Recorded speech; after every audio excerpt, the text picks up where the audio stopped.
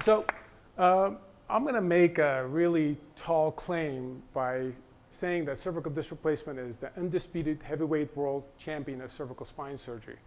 And before I get to the meat of my talk and kind of prove that claim to hopefully most of you, I'm going to need everyone in the audience to participate. Okay, I'm going to do a bit of an audience survey, and people in the front typically participate, and the ones in the back think they can get away. But please pay attention. You're going to make 3 choices, okay? And I would like to see if almost everyone can raise their hand for choice A or choice B once I kind of give you the parameters. So I want you to put on your either a surgeon hat or a patient hat. Doesn't really matter. And think about 2 different treatment options available to you, right? One is a gold standard that's been kind of the 60-plus years of track record. And the other one is a new intervention that's got about 20 years of track record. If we were to look and see the clinical outcomes, I'm going to have you assume that the clinical outcomes are the same. And we're going to also look at the failure or reoperation rates are about the same. So if you have those parameters, right, 60-plus track records versus 20 years, and they're about equivalent, and you have a choice to make, which one would you choose? In the audience, give me the first choice, gold standard, 60-plus years. Raise your hand if you would pick that. I was hoping most of you would do that. And how about who would pick the new treatment? Wow, I'm surprised. Because I'd personally go with the old one, because if everything being equal, I'm going to go with the old one, right? So let's change that up a little bit.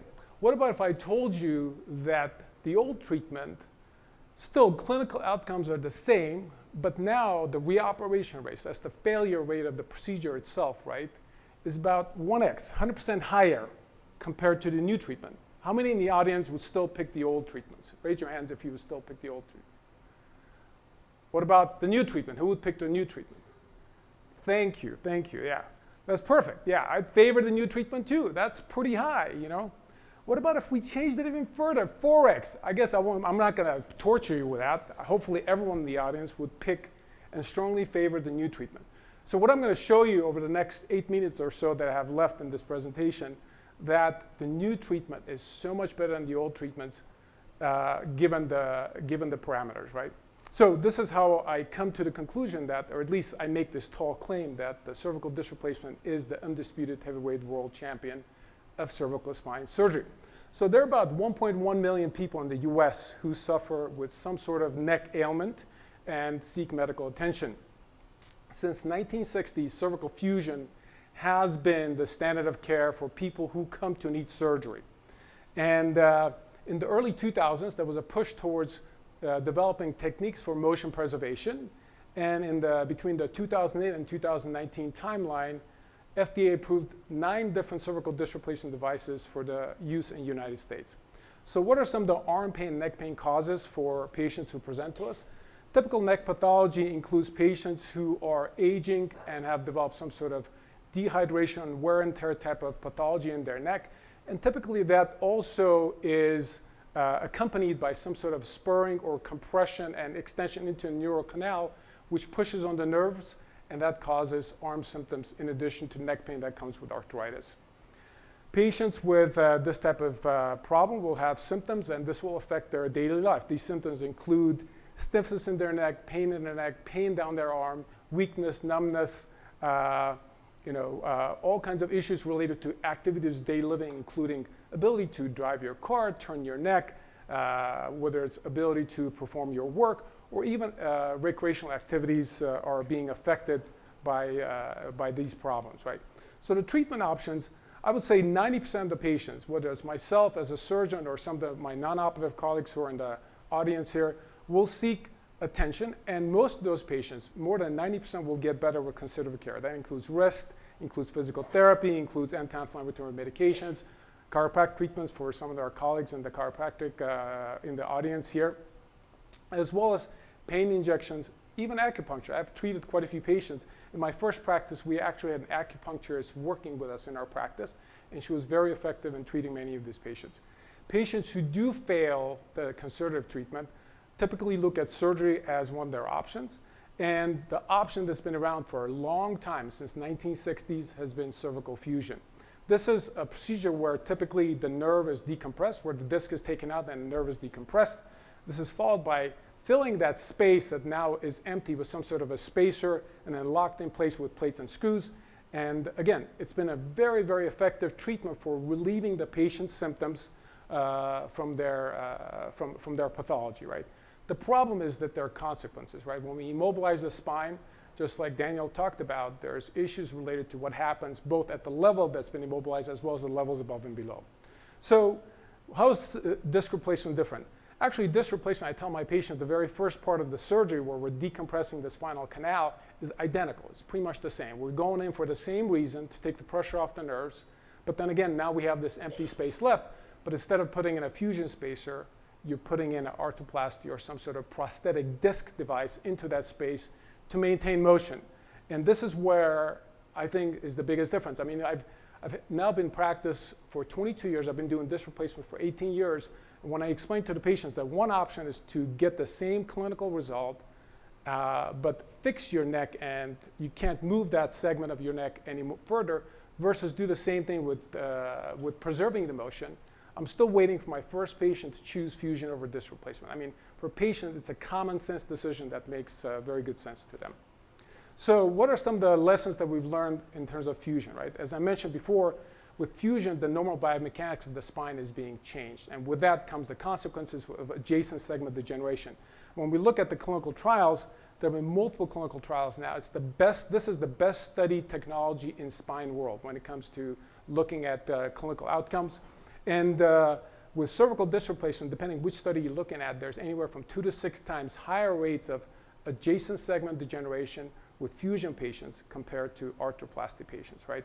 And here's a good example of a patient who in 1977 had a single level fusion.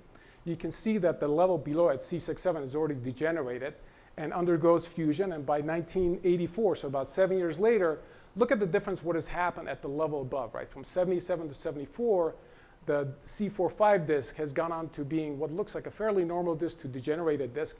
And that segment within the next 4 or 5 years goes on to be fused. So this is really the big issue we're trying to avoid with cervical disc replacement. So when we look at disc replacement compared to fusion, again, I mentioned this already, instead of fixing the spine into a single place, you're actually allowing it to move in a normal fashion. So with this, we are able to demonstrate in different clinical trials, and this is one that I was involved in, up to 3.5 times less adjacent segment degeneration, up to 4 times less reoperations. This is that first thing that I was surveying you on, right? So clinical outcomes are very similar, and yet the reoperation rates are 4 times less. And we followed these patients out all the way out to 10 years, and these patients are still maintaining their motion. So here's what a typical prosthetic device looks like. Let's see. And this is a bit of an animation I'm going to run through. So you have metal end plate at the top, metal on the bottom, and a polyethylene in the middle. This is what it looks like in flexion extension versus lateral bending, and then as well as axial rotation. So real quickly, I know I don't want to bore you guys with too many study results, but this was a study that I was personally involved in the US. This started in 2006. There were 24 centers and 59 operating surgeons. There were nearly 600 patients who participated both in 1-level and 2-level study. And patients were randomized into either fusion group or arthroplasty or disc replacement group, and then followed prospectively, very, very closely, right? So this is the best type of design you could possibly have for a clinical study. When we look at the NDI, this is a survey that we give to patients and assess their level of disability, looking at their driving, lifting, and a number of other activities. And then they get a score. A maximum score is 100. The higher the score, the more disabled the patient is, right? So here's the results, right? On the left-hand side, what you see is the pre-op scores for the fusion patients and the disc replacement patients, fusion being in the blue, disc replacement in the green.